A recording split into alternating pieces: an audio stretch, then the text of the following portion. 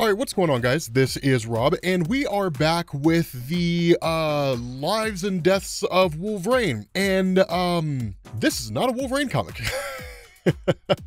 This comic actually picks up in the direct aftermath of the events of, well, really the end of Hickman's run, right? So like Inferno. And it basically picks up with MoiraMacTaggert on the run, which for the first time that I can ever recall in the history of my life, I actually agree with Bleeding Cool that if it had been called The Deaths of Moira X, it probably wouldn't have sold as well. So they just called it, you know, The Deaths of Wolverine. Regardless, the important thing here is that following the events of Inferno, if you guys recall that video that we did, that MoiraMacTaggert's basically on the lam, right? She's just running for her life, fleeing from seemingly Mystique and Destiny, that while the rule is kill no man, at the end of the day, it would most likely be one of those things where the various mutants, specifically the Quiet Council, would just kind of turn a blind eye to like what Mystique's doing, right? What Mystique and Destiny would be doing in terms of killing MoiraMacTaggert, because remember, they stripped her of her mutant powers. And so at the moment, MoiraMacTaggert is just a regular human person. And so what she ends up doing is really the same thing that most anybody would do under this circumstance. They basically just retreat back home, right? It's one of those things where it's kind of like the safe place, right? She ends up going back to Scotland, where in a lot of ways it all kind of started for her, right? The most significant moments in the history of MoiraMacTaggert took place in Scotland, right? It's where she met Banshee. It's where she first met, or really where her and Charles Xavier had worked together regarding the initial younger mutants who would go on to become the New Mutants team. And there's a lot of history there between the two of them. Now, of course, in her effort to escape, she basically steals the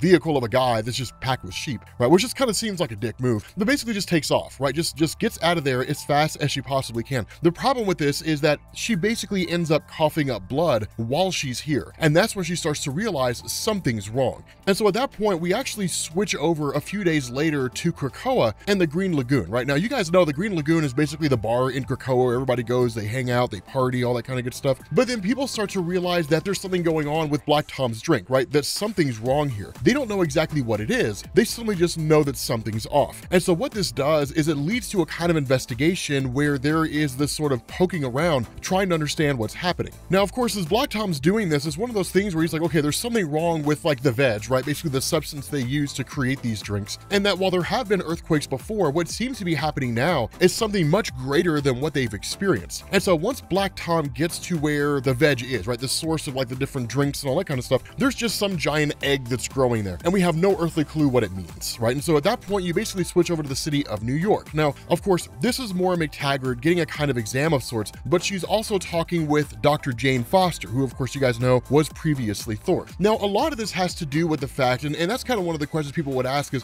why didn't she go to a hospital anywhere else? Because Jane Foster would be able to keep things under wraps, right? Jane Foster could basically change her name, that kind of a thing. Because while Jane Foster doesn't know everything that's going on, and MoiraMacTaggert doesn't directly clue her in, Jane Foster knows enough to know who MoiraMacTaggert is. That's seemingly the life and times of MoiraMacTaggert as we've seen them over the years in Marvel Comics, even before the events of like Jonathan Hickman's House and Powers of X and all that kind of stuff, is all seemingly the same. And so while you don't really see her with a lot of involvement among the larger superhero community, everybody knows her as the mutant geneticist, right? So she just kind of has that level of respect among the various people who exist out there in Marvel Comics. But the information that she gets from Jane Foster is that one, she's got stage 4 lung cancer, and two, the cancer is metastasizing. So what this does is it basically gives us a countdown. She even asks for like the petals from Krakoa, right? Those plants that can basically cure illnesses. And we're given a couple explanations here. The first is that the waiting list for this is enormous, which makes sense. There's people out there with all kinds of illnesses and so on and so forth, and conventional medicines just don't cure them. They're not really designed to,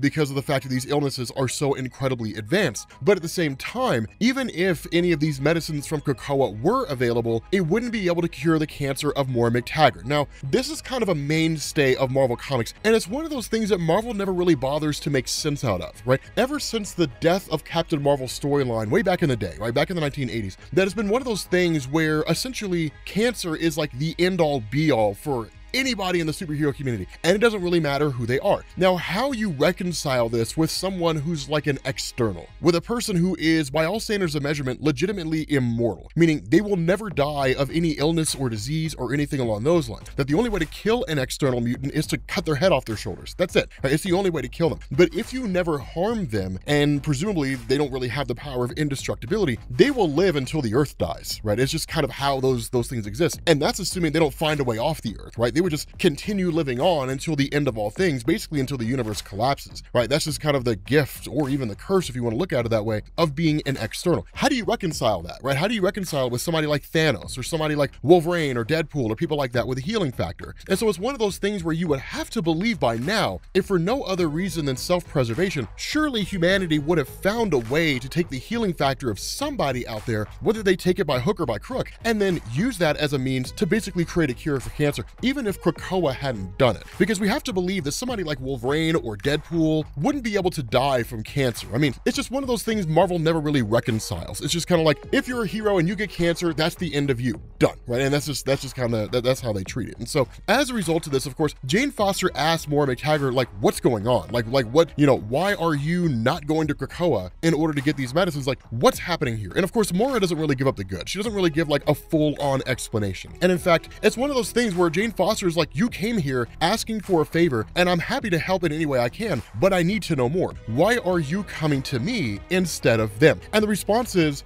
I think I'm already dead. And so the response to Jane Foster is, then won't they be happy to hear that's not the case? And the response to Moira is, not the ones who want me buried, right? So she's very, very cloak and dagger here. She just doesn't really give much of an explanation in terms of what's going on. Now, of course, this leads to a nurse coming in and telling Dr. Foster, there's some kind of an emergency, you got to go check it out. And so when Dr. Foster leaves, this nurse is like, it's like the, what is it, like Steve Austin and Vince McMahon from like the WWF back in the 90s, like, oh, I'll take it from here, nurse, you know, and then just like, it turns out to be Mystique who tries to kill MoiraMacTaggert. Those of you guys who don't know what I'm talking about, it's one of the best moments of the Monday Night Wars. But the important thing here is that once Mystique launches this attack, it basically solidifies all bets are off. That it's not one of those things where MoiraMacTaggert's human, therefore she is hands off. It's one of those things where it's like, whatever, who cares, right? And even if there was a punishment, at the end of the day, Mystique is willing to accept it, right? Whatever punishment she is made to forego, she'll accept it. In the midst of this whole thing, suddenly, Jane Foster shows up as Valkyrie. Now, for those of you guys who aren't following this, and I don't blame you if you don't, Jane Foster, after she stopped being Thor, she was amazing when she was Thor.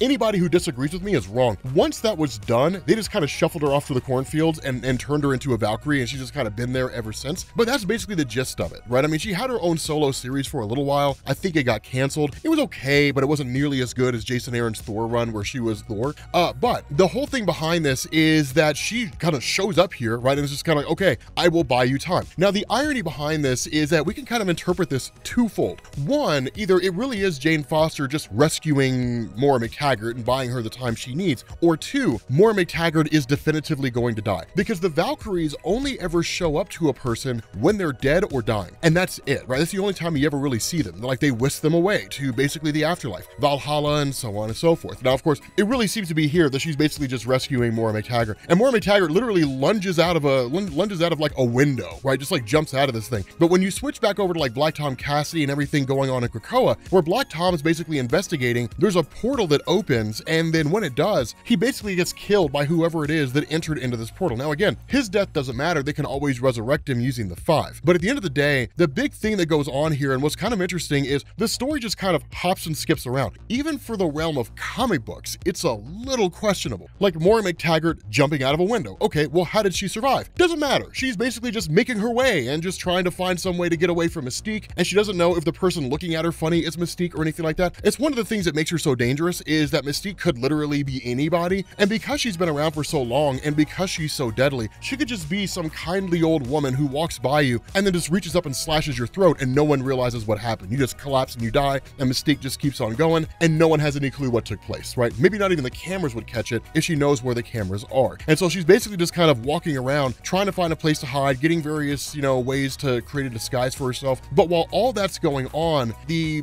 really mutant task force for the CIA is monitoring everything. And when they realize that MoiraMacTaggert is out there following the incident in the hospital when Mystique and MoiraMacTaggert had gotten into a fight, then they're like, okay, so basically mutants are bringing their various conflicts to the doorstep of the United States. And that was kind of the big agreement, right? The big agreement, even if it was somewhat unwritten, right? Kind of a silent treaty, was that you stay away, we stay away, right? We as the CIA and the X-Men task force, right? The X-Desk, we will watch you and we will make sure that you do not become a credible threat. There were a couple attempts to basically take them out, and those never really succeeded, but as long as you don't come here to our shores, right, and as long as you don't bring your problems to the United States, then I guess we can kind of be on good terms. This is breaking that quiet treaty, and basically now it's like grab MoiraMacTaggert, right? So now not only does she have to contend with Mystique trying to kill her, now she's got to contend with the CIA tracking her down. And so that's what's kind of crazy, is because as she makes her way and just kind of continues on, she's able to dodge the various security staff that she sees, the obvious members of the CIA who were there because they have earpieces and apparently they don't understand what it means to just kind of be unnoticeable, right? To just sort of be quiet as opposed to making a whole bunch of noise. But of course, they end up stumbling upon her and catching her. When they do, all hell breaks loose, right? Like they literally try to shoot her, she grabs guns, you know, shots start going off and all that kind of stuff. She bails, she steals somebody's motorcycle and then basically races off. And so while she's making her escape, going on to do her own thing, what you do is you switch back to the cradle where the actual Wolverine is again being strapped to a table so he can essentially have his mind sent into the past and save the life of Xavier over the course of what seems to be the various history or various historical points in his own life and Xavier's life, so that Xavier will survive to the modern era. But then Jean Grey realizes something's off, right? Like there's something going on here. And using her telepathic power, she realizes that what it looks like is Wolverine is the one out there who would kill Black Tom Cassidy and is causing all these problems. But it looks like a technophage version of Wolverine, right? Like a machine version of Wolverine, you know, and he's like, I'm no one, I was never here, and then just kind of takes off. So here's what we're gonna do. I mean, obviously this comic book is everywhere, right? And obviously it makes no damn sense whatsoever,